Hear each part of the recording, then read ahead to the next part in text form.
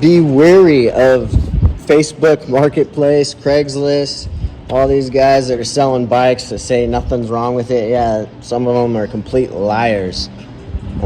This guy's got a CBR 1000 and the motor is blown.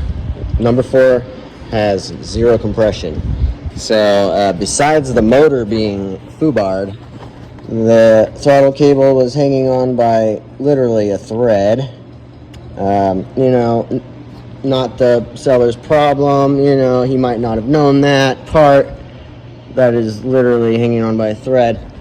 But there's just shit like this, like speaker wire and all this junk.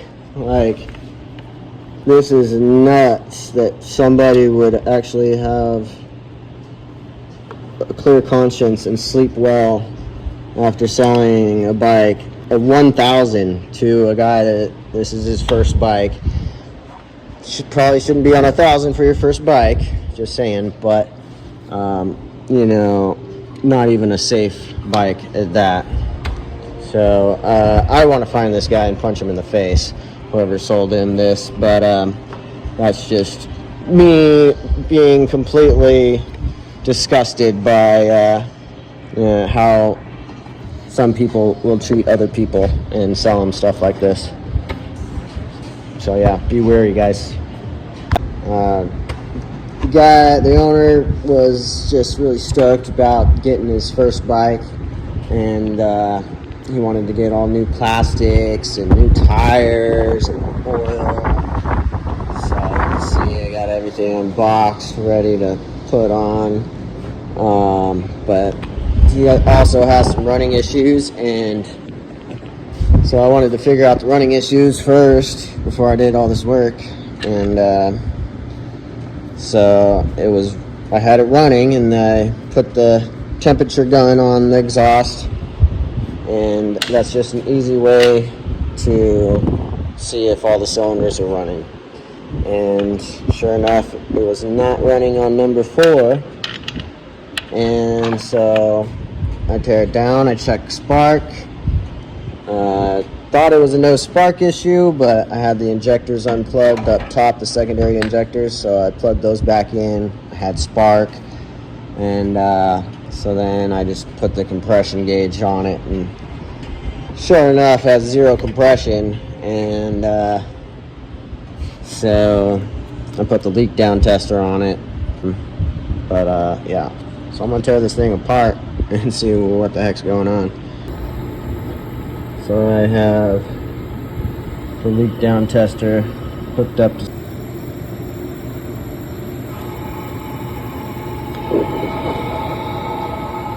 I have no compression. So dug it down. Just got a peek in here. There's that exhaust valve. Yoink. Alright, so worst case, best case scenario, I still have to rotate the crank and get the piston down so I can see the cylinder wall. But just judging on the top here, there's like hardly any marks. There's just a little bit of marking right here. Normally when a valve drops like that, the end of that valve will just be dancing around in here and just dinging everything up, destroying everything. But there doesn't even seem to be any damage in the combustion chamber. The seat's fine. Still have to clean everything up to get 100% confirmation on that, but dude, this was like the best case scenario. That valve dropped out, and I bet you it's in there. It just dropped out and went right out the exhaust. Beautiful. Right. Listen to this. I'm gonna hold all the flanges so they're not moving. Yeah, buddy. There's the valve.